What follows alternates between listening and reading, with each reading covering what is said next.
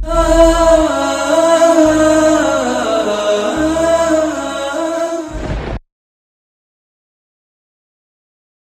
لله نحمده ونستعينه ونستغفره ونؤمن به ونتوكل عليه ونعوذ بالله من شرور أنفسنا ومن سيئات أعمالنا من يهده الله فلا مضل له ومن يضلل فلا هادي له وأشهد أن لا إله إلا الله وحده لا شريك له وأشهد أن محمدا عبده ورسوله أرسله بالحق بشيرا ونذيرا وداعيا إلى الله بإذنه وسراجا منيرا أما بعد فإن خير الحديث كتاب الله وخير الهدي هدي محمد صلى الله عليه وسلم وشر الأمور محدثاتها وكل محدثة بدعة وكل بدعة ضلالة وكل ضلالة في النار فأعوذ بالله السميع العليم من الشيطان الرجيم بسم الله الرحمن الرحيم يا أيها الذين آمنوا اتقوا الله ولتنظر نفس ما قدمت لغد واتقوا الله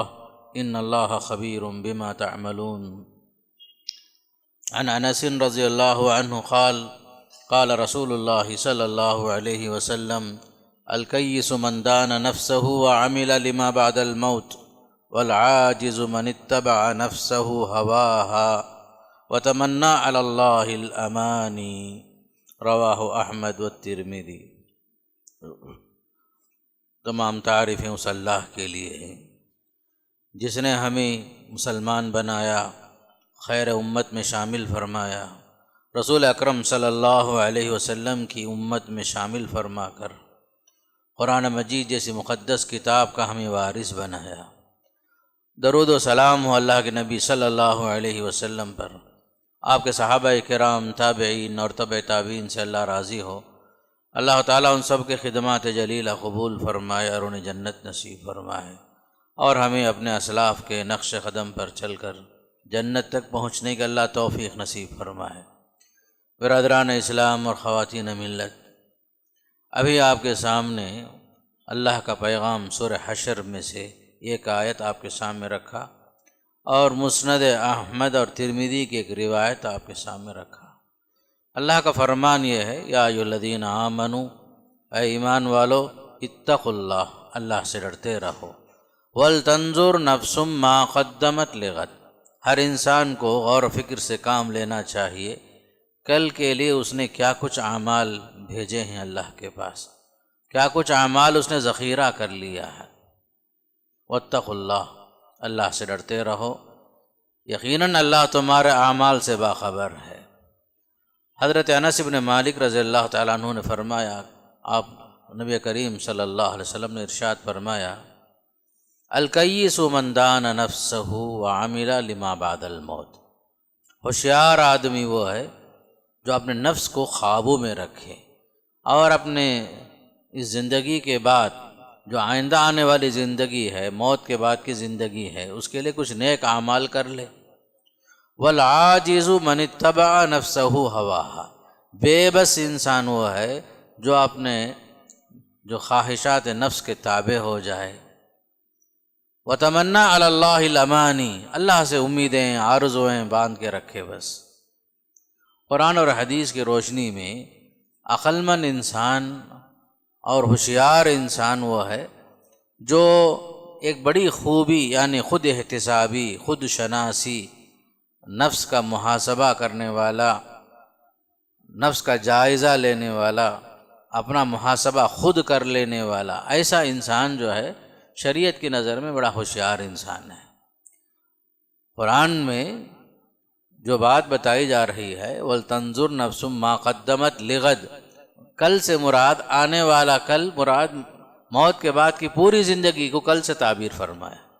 اور زندگی جو ہماری 60 سال، 70 سال، 80 سال جتنا بھی انسان جی لے، اس کا نام جو ہے آج ہے۔ آج کے مقابلے میں موت کے بعد کی زندگی کو کل سے تعبیر فرمایا، اور ہماری پوری زندگی کیا ہے؟ گویا کہ ایک 24 گھنٹے کی زندگی ہے ہماری، آج ہے یہ۔ اب اس آج کو ترجیح دینے والا، کل کو بھولنے والا عقل مند انسان ہو نہیں سکتا، اس لیے کہ یہ جو آج ہے یہ مختصر ہے، اور جو آنے والی جو زندگی ہے، موت کے بعد کی زندگی، ایک طویل زندگی، اس کی کوئی انتہا نہیں ہے، اس کے بعد موت کا تصور بھی نہیں ہے، اس لیے کہ حدیث میں آتا ہے حساب و کتاب کے بعد اللہ تعالیٰ موت کو بھی جو ہے مینڈھے کی شکل میں ذبح کر دے گا، اور کہہ دیا جائے گا جنتیوں سے تمہارے لیے ہمیشہ کی زندگی ہے، اور جہنمیوں سے کہا جائے گا کہ تمہارے لیے مرنا ہی ہے، خاص کر جو کفر کی موت مرے تم کو ہمیشہ یہاں رہنا ہی ہے، اس کے بعد کوئی الگ زندگی نہیں ہے۔ تو یہ آج جو ہے مختصر ہے، اسی لیے قرآن مجید کی آیتوں سے معلوم ہوتا ہے، جب انسان سے پوچھا جاتا ہے کتنے دن تم زندگی گزار کر آئے ہو، کم لبثت فی الارض عدد سنین قالوا لبثنا یوما او بعض یوم، انسان کہے گا 60 سال 70 سال 100 سال جینے کے بعد بولے گا یا ایک دن یا بس اس سے بھی کچھ کم ہی دنیا میں زندگی گزار کے آیا، یا اور ایک لفظ آیا ہے عشیۃ او ضحاھا، شام کا وقت یا چاش کا وقت، اتنا ہی میں زندگی گزار کے آیا ہوں۔ اس لیے کہ آخرت کے مقابلے میں یہ جو زندگی ہے 24 گھنٹے سے بھی کم ہی ہے، اسی لیے کہیں چاش کا لفظ، کہیں شام کا وقت، کہیں ایک دن یا آدھا دن، اس طرح کے جو الفاظ جو قرآن میں آئے ہیں، بلکہ اس سے بڑھ کر اگر آپ غور کر کے دیکھیں قرآن مجید کی آیتوں میں 50,000 سنہ، وہاں کا ایک ایک دن بھی جو ہے 50,000 سال کے برابر ہوگا، 50,000 سنہ، 50,000 سال کے برابر، تو یہ دن جو ہے بڑا طویل ہوگا۔ یہ جو زندگی ہے مختصر، 1000 جینے کے باوجود یہ مختصر زندگی ہی ہے، ساما 100 برس کا ہے، لیکن پل بھر کی خبر نہیں ہم لوگوں کو۔ تو عقل مند اور ہوشیار انسان کسے کہتے ہیں شریعت کی نظر میں؟ جو ماں باپ کی زندگی، اس زندگی کے بعد والی زندگی کے لیے کچھ تیاریاں کر لیتا ہے، ہوشیاری کے ساتھ باقاعدہ کچھ نیک اعمال کر لیتا ہے، اپنی خوبیوں کو اور خامیوں کو پہچان لیتا ہے۔ عقل مند انسان، ہوشیار انسان وہ ہے جس طرح اپنی خوبیوں کو پہچانتا ہے، اپنی خامیوں کو بھی پہچانے۔ اگر کوئی آدمی ہماری خامیاں بیان کرتا ہے تو وہ دشمن نہیں ہے، وہ ہمارا دوست ہے، وہ صرف خوبی ہی بولنے والا دوست نہیں ہے، حقیقی دوست وہ ہے جو ہماری خوبیوں پر بھی نظر رکھے، ہماری خامیوں پر بھی نظر رکھے۔ تو اسی لیے خود احتسابی بہت اہم چیز ہے، بلکہ انسان مقصد حیات کو سمجھے، زندگی کا مقصد کیا ہے، اللہ نے مجھے کیوں پیدا کیا، مجھے پیدا کرنے میں اور جانوروں، چرندوں، پرندوں، درندوں، کتنے مخلوقات ہیں، اللہ نے ان سب کو بنایا ہے، کیا مقصد ہے؟ اللہ نے مجھے خلیفہ بنایا، نائب بنایا، زمین میں جانشین بنایا، اللہ تعالیٰ نے مجھے ساری چیزیں میرے واسطے بنایا، اور مجھے اللہ کے واسطے، اس کی بندگی کے واسطے بنایا۔ وما خلقت الجن والانس الا لیعبدون، مقصد حیات کو پہچاننا میرے دوستوں۔ زندگی کا مقصد کیا ہے؟ اللہ کو راضی کرنا، اللہ کی بندگی کرنا، اللہ کو خوش کرنا، آخرت کے لیے کچھ نیک اعمال کر لینا۔ یہ دنیا جیسے بھی گزر جائے، لیکن حقیقی زندگی، ہمیشہ کی زندگی، وہ اخروی زندگی ہے۔ سورہ اعلیٰ میں اللہ نے فرمایا بل توثرون الحیات الدنیا، تم لوگوں کا حال عجیب و غریب ہے، تم لوگ دنیاوی زندگی کو ترجیح دے رہے ہو، والآخرۃ خیر وابقیٰ، حالانکہ آخرت بہتر بھی ہے، وہ گھر ہمیشہ باقی رہنے والا بھی ہے۔ اس دنیا کا نام دار العمل ہے، امتحان گاہ ہے، عمل کی جگہ ہے یہ، اور آخرت دار البقاء ہے، دار القرار ہے، وہاں کا گھر ہمیشہ کا گھر، وہاں رہنے والی ہر چیز باقی۔ یہاں کا حال کیا ہے؟ سورہ رحمان میں فرمایا کل من علیہا فان، جو بھی ہے سب ختم ہونے والے، کسی کے لیے لانگ لائف نہیں ہے، 1000 جینے کے باوجود مرنا ہی ہے۔ ملک الموت پہنچا موسیٰ علیہ السلام کے پاس، حدیث میں آتا ہے روح قبض کرنے کے لیے، موسیٰ علیہ السلام کو غصہ آ گیا، تماچا مارے، ایک آنکھ ٹوٹ گئی، فرشتہ پہنچا اللہ کے پاس، اس نے کہا یا اللہ تو نے ایسے بندے کے پاس مجھے بھیجا جو موت ہی نہیں چاہتا ہو، تماچا مارا، میری آنکھ چلی گئی۔ پھر اللہ تعالیٰ نے فرمایا جاؤ دوبارہ کہو کہ جو ہے تم کتنی زندگی چاہتے ہو، تم جو ہے ایک بیل کے پیٹھ کے اوپر ہاتھ رکھو، تمہارے ہاتھ کے نیچے جتنے بال آئیں گے اتنی سال زندگی تم کو ملے گی۔ فرشتہ آیا دوبارہ موسیٰ علیہ السلام کے پاس، وہی کیا جو اللہ نے بتایا، وہی فرمایا جو اللہ نے بتایا تھا۔ پھر موسیٰ علیہ السلام نے پوچھا اس کے بعد پھر کیا ہے؟ جتنے بال میرے ہاتھ کے نیچے آئے اتنے سال میں تو جی لیا، ٹھیک ہے، پھر اس کے بعد کیا ہوگا؟ کہ پھر مرنا ہی ہے، تب مرنا ہے تو آج ہی میں تیار ہوں، چلو اللہ کے پاس چلنے کے لیے تیار ہوں۔ تو الغرض مقصود یہ ہے سب کچھ فنا ہونے والا، یہ زمین، یہ آسمان، یہ شمس و قمر، یہ ستارے، اس کی روشنیاں، یہ دنیا کی ہریالیاں سب ختم ہونے والی ہیں، بقا ہے تو صرف اللہ کی ذات کے لیے، ہمیشہ جو باقی رہنے والا ہے صرف اللہ کی ذات، وہی باقی رہے گا، ہر سب کو فنا ہونا ہے۔ اسی لیے اللہ نے یہ بھی فرما دیا محمد صلی اللہ علیہ وسلم سے خطاب کر کے، انک میت و انہم میتون، اے محمد آپ بھی مرنے والے ہیں، یہ مکے والے بھی مرنے والے ہیں۔ اور ایک آیت فرمایا وما جعلنا لبشر من قبلک الخلد، اے محمد صلی اللہ علیہ وسلم ہم نے آپ سے پہلے کسی انسان کے لیے لانگ لائف نہیں دیا، لمبی زندگی نہیں دی، سب آئے سب ختم بھی ہو گئے، یہاں کسی کو ہمیشہ کی زندگی میسر نہیں ہے، وہ تو وہاں ملے گا آخرت میں حساب و کتاب کے بعد۔ اسی لیے ہمارے زوال کا سب سے بڑا سبب یہ ہے کہ ہم خود احتسابی سے محروم ہو جاتے ہیں، ہمارے انقلاب اور ہمارے اندر ترقی کا نہیں ہونا یا زوال کی طرف ہمارا آگے بڑھنا، اس کا ایک اہم سبب یہ ہے ہم خود احتسابی سے محروم ہیں، خود شناسی سے محروم ہیں۔ اللہ نے یہ بھی فرمایا وَلَا تَكُونُوا كَالَّذِينَ نَسُوا اللَّهَ فَأَنسَاهُمْ أَنفُسَهُمْ، تم ان کی طرح نہیں ہو جانا جو اللہ کو بھول گئے، نتیجے میں اللہ نے ان کو ان کی ذات سے ہی بھلا دیا۔ ہم جو ہے اپنی زندگی میں احتساب کریں، محاسبہ کریں، اپنی زندگی میں نیک اعمال کتنے ہوئے، بلکہ مرنے سے پہلے نہیں، ہر انسان سونے سے پہلے محاسبہ کرے، ہر انسان باقاعدہ محاسبہ کرے کہ اس کا آج کے دن میں کتنی نیکیاں ہوئی، کتنے گناہ ہوئے، کتنے واجبات ہم نے ادا کیے، کتنے واجبات چھوٹے، کتنے لوگوں کا حق ہم نے ادا کیا، کتنے حقوق میں ہم نے حق تلفی کی ہے، کس کا مال ہمارے پاس ہے، کس کو دینا ہے، جائز حق کس کا ہے، کتنے جو ہے ناجائز چیزوں پر ہمارا قبضہ ہے۔ ہر انسان روزانہ حساب کرے، محاسبہ کرے، حساب لگائے، باقاعدہ جو ہے احساس ہونا چاہیے کہ جو ہم سونے جو جا رہے ہیں کل اٹھنے والے نہیں ہیں، یہ یقین ہو، اس لیے کہ جو نیند ہے حقیقت میں ایک موت ہے۔ قرآن مجید کے الفاظ میں ہر انسان روزانہ موت کے منہ میں جاتا ہے واپس آتا ہے، موت کے منہ میں داخل ہوتا ہے واپس لوٹتا ہے۔ اللہ جس کی روح کو واپس بھیجتا ہے وہی انسان دوبارہ اٹھ کر بیٹھتا ہے، اللہ جس کی روح کو قبض کر لیتا ہے سونے کے ساتھ وہ ہمیشہ کے لیے سو جاتا ہے۔ سورہ زمر میں اللہ نے یہی فرمایا۔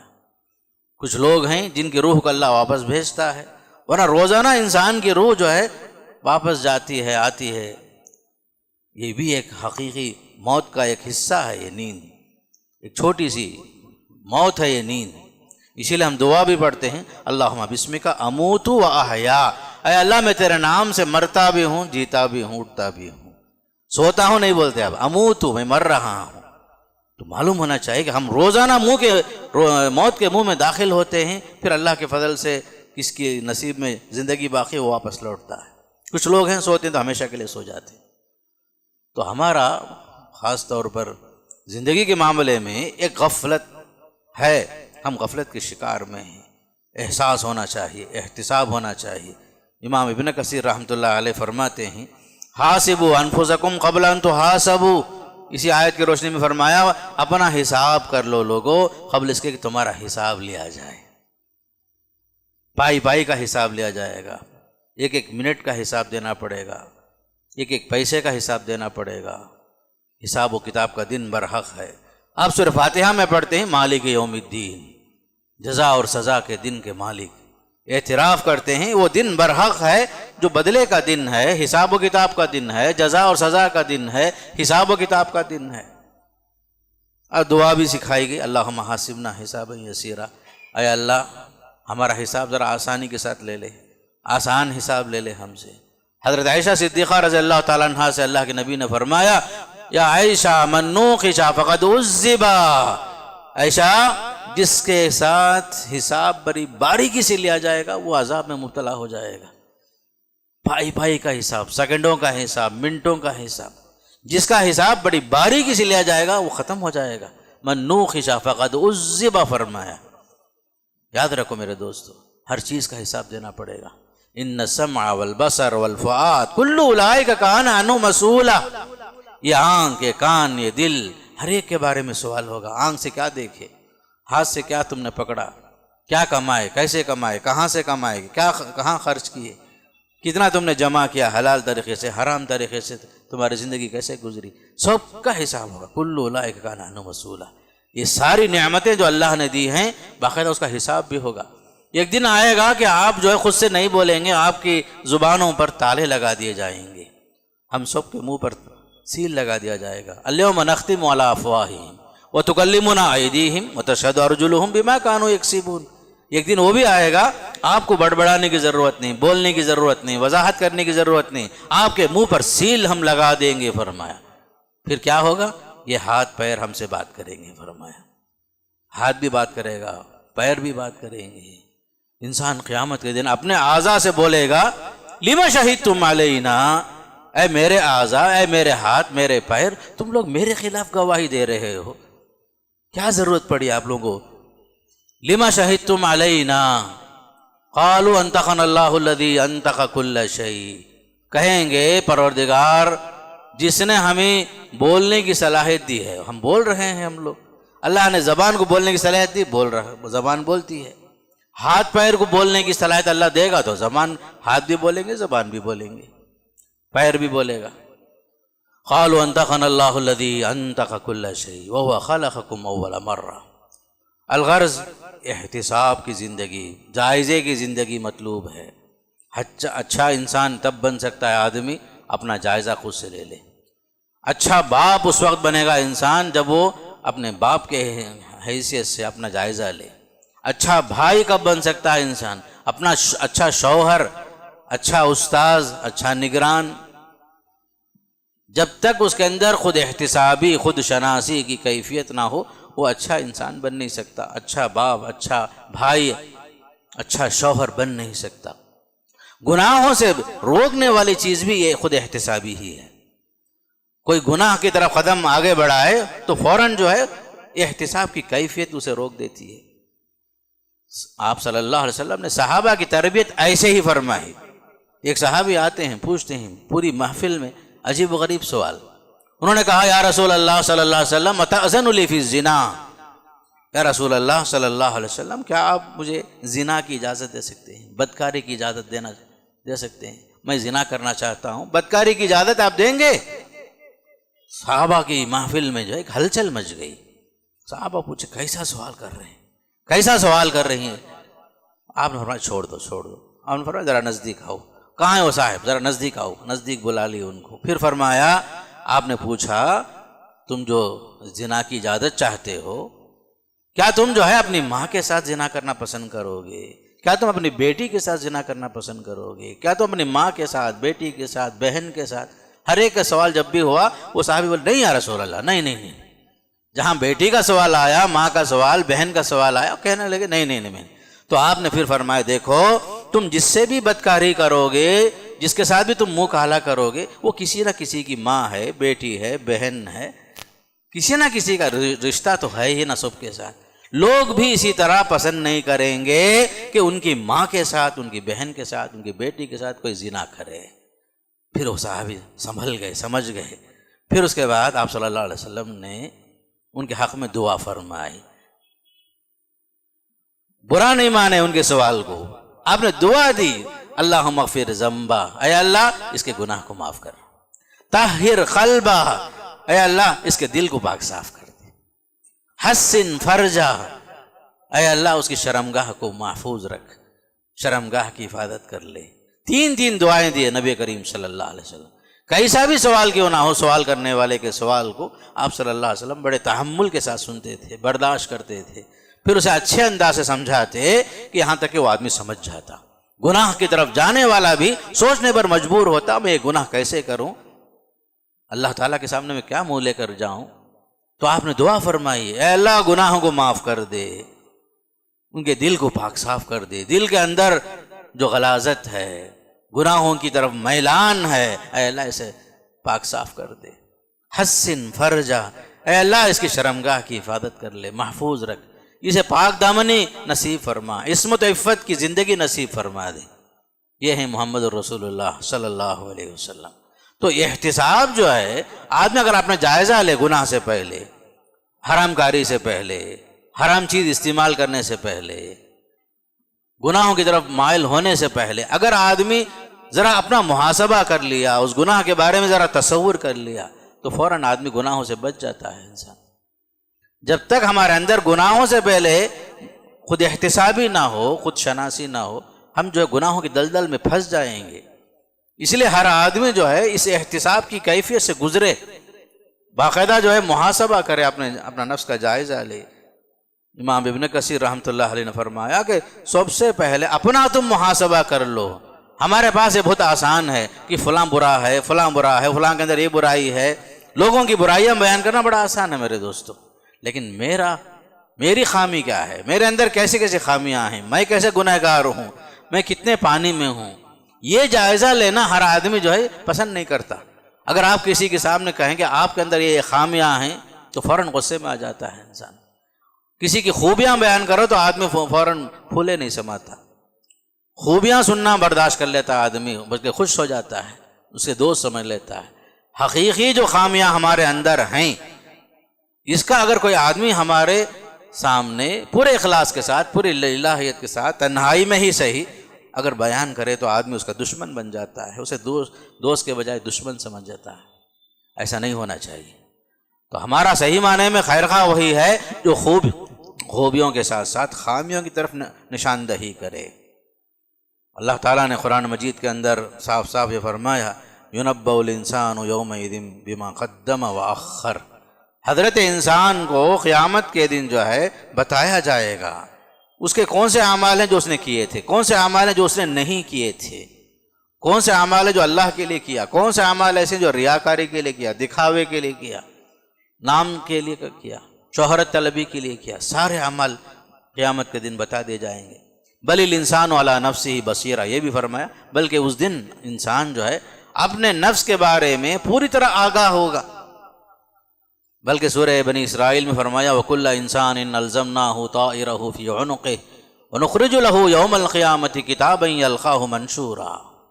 ہر انسان کے گلے میں، گردن میں اس کے نام اعمال کو ہم چپکا دیں گے، قیامت کے دن ہم باقاعدہ اس کو نکال کر دیں گے اسے، یقیناً وہ دیکھے گا، پڑھے گا، اپنے اعمال کو باقاعدہ دیکھے گا، اور کہا جائے گا اسے کفا بنفسک اليوم علیک حسیبہ، الگ سے باہر سے کوئی آدمی آپ کا حساب و کتاب لینے کی ضرورت نہیں، خود تو کافی ہے اپنا حساب لینے کے لیے۔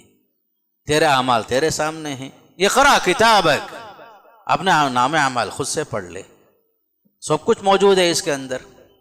بلکہ سورہ کہف میں اللہ نے فرمایا انسان اس دن عجیب و غریب کیفیت سے گزرتے ہوئے کہے گا یا ویلتا لیتنی لم اتخذ فلانا خلیلا، وہاں پچھتائے گا کاش میں فلاں صاحب کو دوست نہیں بناتا تو بڑا اچھا تھا، پچھتائے گا فلاں دوست نے میری زندگی تباہ کر دی، کاش میں فلاں کے ساتھ نہیں ملتا، اسے دوست نہیں بناتا تو بڑا اچھا تھا۔ بلکہ اور ایک موقع پر انسان یہ بھی بولے گا ما لہذا الکتاب لا یغادر صغیرۃ ولا کبیرۃ الا احصاها، یہ کیسی کتاب ہے نام اعمال، یہ کیسے اعمال نامے ہی میرے، یہ اس میں کوئی چیز چھوٹی ہی نہیں ہے، چھوٹی چیز بھی لکھی ہوئی ہے، بڑی سے بڑی چیز بھی لکھی ہوئی ہے۔ ما لہذا الکتاب لا یغادر صغیرۃ ولا کبیرۃ الا احصاها ووجدوا ما عملوا حاضرا، سارے انسان اپنے اعمال کو پائیں گے اللہ کے سامنے۔ آپ کو آج اس زمانے میں کوئی تعجب نہیں ہونا چاہیے کہ ہمارے اعمال نوٹڈ ہیں۔ 50 سال پہلے اگر بولا جائے کہ آپ کے نام اعمال لکھے جا رہے ہیں تو لوگ یقین نہیں کریں گے۔ آج جو ہے بالکل آسان ہے شریعت کو سمجھنا، قرآن کو سمجھنا، حدیث کو سمجھنا، اس لیے کہ یہ زمانہ کیمرے کا زمانہ، آپ کو معلوم بھی نہیں ہوتا آپ کیمرے میں آگے رہتے، آپ نے کیا کیا، کدھر کیا، کیسا کیا، ساری چیزیں کیمرے میں آ جاتی۔ اگر آپ انکار بھی کریں گے تو آپ کے سامنے ہی جو ہے کیمرہ جو آن کر کے بتا دیا جاتا آپ نے فلاں کام کیا، فلاں کام کیا، فلاں وقت داخل ہوئے، فلاں ٹائم فلاں سیکنڈ میں داخل ہوئے۔ جب انسان کا بنایا ہوا نظام جب یہ آسان ہے، ممکن ہے، جس نے انسان کو بنایا کیا اس کے لیے ناممکن ہے کہ آپ کے 60 سال 70 سال 100 سال کی زندگی کو باقاعدہ پیش کر دے، یہ ہے تمہارے نام اعمال، ریکارڈ میں محفوظ ہے، کرامن کاتبین لکھتے جا رہے ہیں، ساری چیزیں محفوظ ہوتے جا رہی ہیں۔ کوئی چیز آج جو ہے شریعت کی اپنے عقل کے حساب سے انکار کرنے کے لائق نہیں ہے، ہر چیز عیاناً بیاناً بالکل واضح ہے، شریعت کو سمجھنا آسان ہے، بشرطے کہ انسان ان تمام چیزوں کو اللہ کی قدرت کے ساتھ دیکھے۔ اللہ کی قدرت انسان کی قدرت سے لاکھ درجہ، بلکہ اس سے بھی کئی درجہ جو ہے بہت زیادہ ہے۔ باقی انسان کے سارے اعمال اللہ کے سامنے بالکل ایک ایک سیکنڈ کی خبریں اللہ کو ہے. کوئی بھی عمل اللہ سے مخفی نہیں ہے. چاہے انسان زمین کے نیچے، سمندروں کے نیچے کہیں بھی گناہ کر لے، کوئی بھی عمل کر لے، اللہ جانتا ہے. سارے عمل اللہ کے سامنے حاضر ہیں. حضرت ام سلمہ رضی اللہ تعالیٰ عنہ فرماتی ہیں، اللہ کے نبی صلی اللہ علیہ وسلم فرمایا، اذا اراد اللہ بعبد خیرا، اللہ کسی بندے کے ساتھ بھلائی کا ارادہ فرماتے ہیں، جعل له واعظا من نفسه یأمره وینہاہ. جب اللہ تعالیٰ کسی بندے کے ساتھ بھلائی کا معاملہ کرنا چاہتا ہے تو اللہ تعالیٰ خود اس کے اندر ایک نصیحت کرنے والا پیدا کر دیتا ہے، جو اسے بھلائیوں کا حکم دیتا ہے، برائیوں سے روکتا ہے. کون ہے یہ؟ مومن کا نفس، نفس لوامہ. لا اقسم بیوم القیامہ ولا اقسم بالنفس اللوامہ، وہی نفس ہے. امام قرطبی رحمۃ اللہ علیہ، حضرت حسن بصری رحمۃ اللہ علیہ، امام ابن کثیر رحمۃ اللہ علیہ، ہمارے اسلاف نے، سارے لوگوں نے ہی بتایا یہ نفس لوامہ مومن کا نفس ہے، جو بھلائیوں کی طرف رہنمائی کرتا ہے، برائیوں سے روکتا ہے. نیک کام کرتا ہے تو اسے تسلی دیتا ہے، برائی کرتا ہے تو ملامت کرتا ہے اسے. یأمرہ وینہاہ. تو اللہ تعالیٰ کسی کے ساتھ بھلائی کا ارادہ کر لے تو اللہ تعالیٰ خود اس کے اندر یہ کیفیت، یہ نفس پیدا کر دیتا ہے جو بھلائیوں کی طرف انسان کو آگے بڑھائے، برائیوں سے روکے اسے. اسی لیے خاص طور پر محاسبے کی دو صورتیں ہیں، خود احتسابی کی دو شکلیں ہیں. ایک وہ ہے کوئی عمل کرنے سے پہلے آدمی جائزہ لے لے، میں جو کام کرنے جا رہا ہوں صحیح ہے یا غلط ہے، مجھے کرنا چاہیے یا نہیں کرنا چاہیے، شریعت اس سلسلے میں کیا کہتی ہے، قرآن مجید میں اللہ کا حکم کیا ہے، احادیث میں اللہ کے رسول کے فرمان کیا ہے.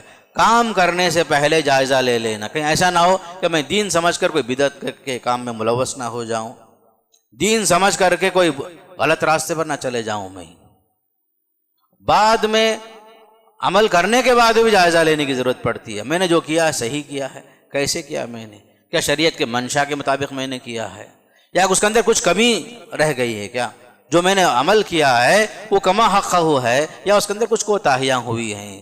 اگر کوتاہیاں ہوئی ہیں تو میں اس کی تلافی کر سکوں. انسان جو ہے ہمیشہ عمل سے پہلے بھی، عمل کے بعد بھی محاسبے کے دور سے ہی گزرے، جائزے کے دور سے گزرے، ورنہ جو ہے انسان کو اس کی نیتیں، اس کے اعمال کہیں انسان کو تباہ نہ کر دے. اسے باقاعدہ جو ہے ہر انسان ہوشیار ہو. اسی لیے آپ نے فرمایا الکیس من دان نفسہ، ہوشیار انسان وہ ہے جو اپنے نفس کو قابو میں رکھے اور اپنے ماں باپ کی زندگی کے لیے دنیا کے اندر ہی کچھ نہ کچھ عمل کرتے چلے جائے. فرمایا آپ صلی اللہ علیہ وسلم نے. محاسبے کا فائدہ کیا ہوتا ہے؟ خصوصاً جو ہے آدمی اپنے عیب سے آگاہ ہو جاتا ہے، اپنی شخصیت باقاعدہ جو ہے اپنے اعمال کے اندر جو کوتاہیاں ہوئی ہیں، اطاعت میں، واجبات میں، باقاعدہ سنتوں میں، جہاں جہاں کوتاہیاں ہوئی ہیں اس سے آدمی آگاہ ہو جاتا ہے، اور اسے اپنی ناکامیوں پر، اپنے غلطیوں پر جو ہے توبہ کی توفیق مل جاتی، برے اعمال پر شرمندگی کا احساس کا موقع مل جاتا ہے. اور کبھی محاسبے کا فائدہ یہ ہوتا ہے کہ آدمی حقوق کے اندر جو کوتاہی کیا، اللہ کے حق میں کوتاہی، اللہ کے بندوں کے حق میں کوتاہی، اس محاسبے کا فائدہ یہ ہوتا ہے کہ آدمی حقوق کا صحیح معنی میں پابند بن جاتا ہے. چوتھا فائدہ یہ ہوتا ہے اس کے اندر عاجزی پیدا ہوتی، عاجزی، انکساری، خاکساری پیدا ہوتی ہے کہ میں کچھ بھی نہیں ہوں، اللہ کی نگرانی میں ہوں، میں اللہ تعالیٰ کے فرشتے میری نگرانی کر رہے ہیں، میری حفاظت میں اللہ کے فرشتے لگے ہوئے ہیں.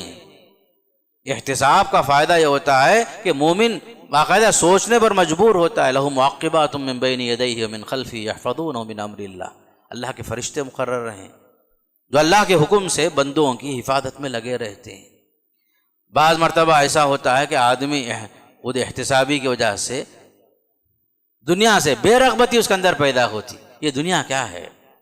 ایک مسافر خانہ ہے بس. میں جس کے لیے مر رہا ہوں، جس کے لیے جو ہے ہر چیز کو میں بالائے طاق رکھ دیتا ہوں، تو یہ دنیا حقیقت میں اللہ کی نظروں میں کچھ بھی نہیں ہے. وَمَا الْحَيَاةُ الدُّنْيَا فِي الْآخِرَةِ إِلَّا مَتَاعٌ. آخرت کے مقابلے میں یہ پوری دنیا کی زندگی ایک معمولی سا سامان ہے، بس حقیر پونجی ہے بس. یہ اگر حقیقی زندگی ہے تو آخرت کی زندگی ہے.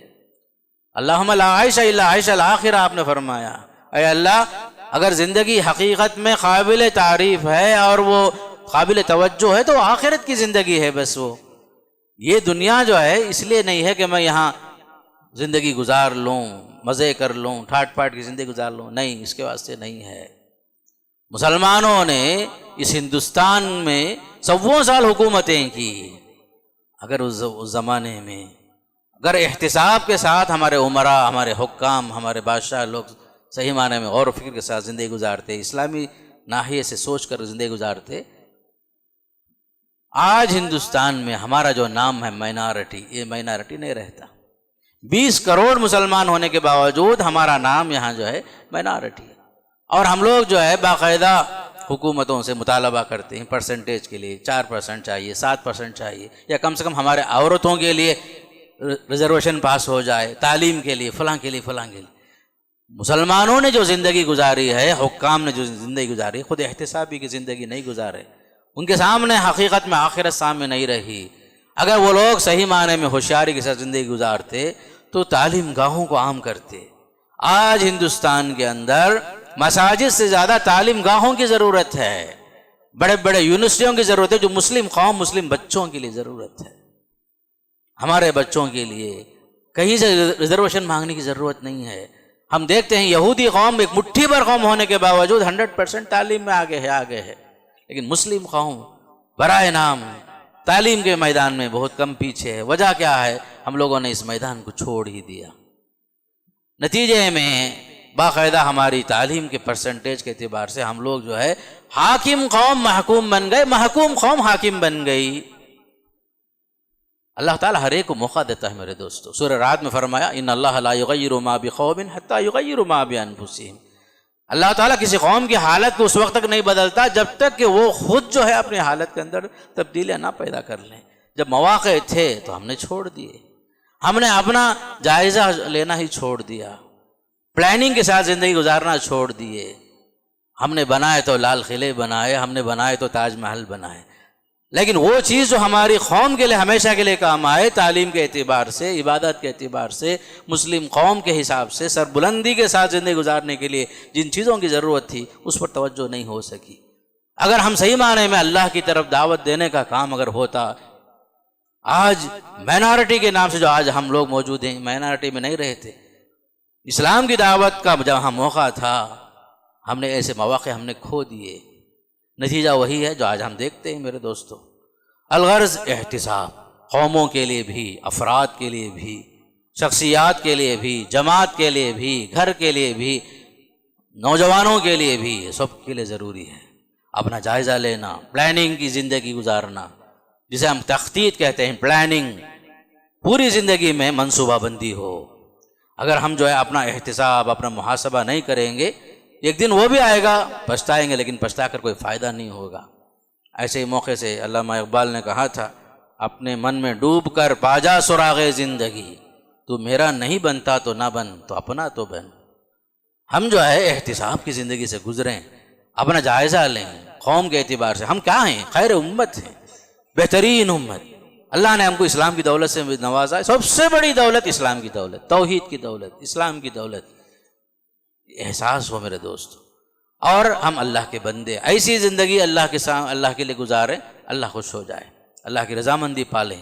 اس زمانے میں کیسے کیسے لوگ تھے میرے دوستو. حضرت عمر فاروق رضی اللہ تعالیٰ عنہ ایک مرتبہ اپنے گھر میں داخل ہوتے ہیں. انس بن مالک کہتے ہیں میرے اور حضرت عمر فاروق کے درمیان بس ایک ہی دیوار قائم تھی. عمر اپنے آپ سے کہہ رہے ہیں بخن بخن، امیر المومنین ہونے کے باوجود تمہارے لیے افسوس ہے، تم جو خطاب کے بیٹے ہو، لَتَتَّقِيَنَّ اللَّهَ أَوْ لَيُعَذِّبَنَّكَ. عمر یا تو تم اللہ سے ڈرتے رہو ورنہ اللہ تم کو عذاب میں مبتلا کر دے گا. کیسا ایک بڑے پوسٹ پر ہونے کے باوجود، امیر المومنین ہونے کے باوجود ایک احساس ہے مجھے اللہ کے سامنے حاضر ہونا، جواب دینا ہے، ورنہ اللہ مجھے عذاب دے گا. ایک صاحب آ کر شکایت کرنے لگے عمر فاروق رضی اللہ تعالیٰ عنہ سے، تو حضرت عمر اس وقت خلافت کسی کام میں مشغول تھے. آپ نے ان کو کوڑے سے مار کر چل کہا بعد میں آؤ.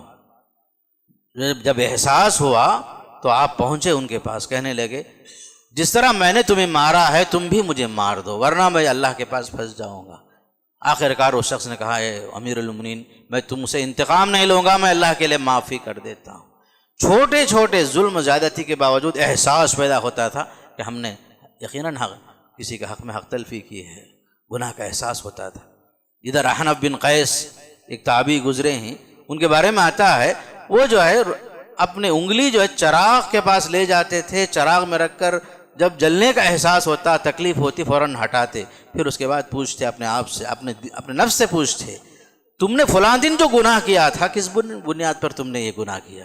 کیا تمہارے اندر اللہ کا ڈر پیدا نہیں ہوا؟ یہ معمولی جو سزا ہے، یہ انگلی جو ہے آگ کی تپش کو برداشت نہیں کر سکتی، جہنم کے عذاب کو کیسے برداشت کرے گی؟ اور ایک بزرگ ہیں ابن سمعہ کے بارے میں آتا ہے، انہوں نے حساب کیا اپنے زندگی کا، کہا کہ میں 61 سال تقریباً 60 پر ایک سال ہو گئے ہیں میرے، حساب لگائے سال کے جو 365 دن لگ بھگ ہیں، تو پورا حساب لگانے کے بعد کہتے ہیں تقریباً میں نے 21,500 دن گزار دیے ہیں۔ پھر ان کے دل میں خیال پیدا ہوا 21,500 دن میں روزانہ ایک ایک گناہ کا بھی اگر میں اپنا حساب لوں، اتنے سارے گناہوں کے ساتھ میں کیسے اللہ کے پاس پہنچوں گا؟ 60 پر ایک سال ہو گئے میرے، دن کے حساب سے 21,500 دن ہوئے، روزانہ کا ایک ایک گناہ بھی اگر میں حساب کرتے جاؤں تو میرا کیا حل ہوگا؟ میں اللہ کے سامنے کیا منہ لے کے جاؤں گا؟ کسے کسے گناہ میں کر رہا ہوں؟ ایک دن کا ایک گناہ تو 21,000 گناہ ہو گئے، 21,500 گناہ ہو گئے۔ تو یہ احتساب کی کیفیت ہمارے صحابہ میں، تابعین میں تھی، بلکہ آتا ہے بعض روایتوں میں سوچنے لگے یہاں تک کہ بے ہوش ہو گئے، یہاں تک کہ ان کا انتقال بھی ہو گیا۔ ابن سمعہ کے بارے میں آتا ہے۔ الغرض بتانے کا مقصد یہ ہے کہ ہم اپنا جائزہ لیں، نفس کا جائزہ لیں، انفرادی زندگی میں، اجتماعی زندگی میں، قوم کے حساب سے، افراد کے حساب سے، ذمہ داریوں کے حساب سے، جہاں کوتاہیاں ہو رہی ہیں اس کی تلافی کی کوشش آج سے ہی کر لیں۔ اور یہ بات بھی ہمیشہ یاد رہے کہ یہ دنیا ہمیشہ باقی رہنے والی نہیں ہے، اور حقیقی زندگی جو آنے والی ہے وہ موت کے بعد کی زندگی ہے۔ اس کے لیے پوری کوشش کرنا ہے، محنت کرنا ہے، اللہ کو راضی کرنا ہے۔ اللہ کی رضامندی اگر مل گئی، سب سے بڑی کامیابی یہی ہے، سب سے بڑی کامیابی اللہ کی رضامندی پا لینا، اپنے اعمال کو سدھار لینا، عبادتوں کو صحیح معنی میں اسی طرح کرنا جس طرح کہ شریعت نے ہمارے سامنے نقشہ کھینچ کے بتایا، ان تعبد اللہ کانک تراہ، اللہ کی بندگی ایسے کرو جیسے تم اللہ کو دیکھ رہے ہو۔ اگر یہ تصور نہیں آیا تمہارے ذہنوں میں، اتنا تو یاد رکھو اللہ آپ کو دیکھ رہا ہے، اللہ کی نگرانی میں ہی آپ یہ تصور کے ساتھ زندگی گزاریں۔ اللہ سے امید ہے، اللہ سے دعا بھی کرتا ہوں اللہ مجھے بھی اور آپ کو بھی، ہم سب کو بھی اس کی توفیق نصیب فرمائے، اور زندگی کے مقابلے میں اخروی زندگی کو ترجیح دے کر آخرت میں اللہ سے رضامندی پانے کا اللہ ہمیں توفیق نصیب فرمائے۔ جو نیک اعمال ہیں اللہ قبول فرمائے، جو برے اعمال ہیں اللہ تعالیٰ اس سے درگزر فرمائے۔ اللہ تعالیٰ ہم سب کی بال بال مغفرت فرمائے، اللہ ہم سب کے مرحومین کی مغفرت فرمائے، اللہ ہم سب کو اسلام پر چل کر اسلام پر خاتمے کی توفیق نصیب فرمائے۔ بارک اللہ لی ولکم فی القرآن العظیم ونفعنی وإیاکم بالآیات والذکر الحکیم، انہ تعالی جواد کریم ملک قدیم بر رؤوف رحیم رب حلیم۔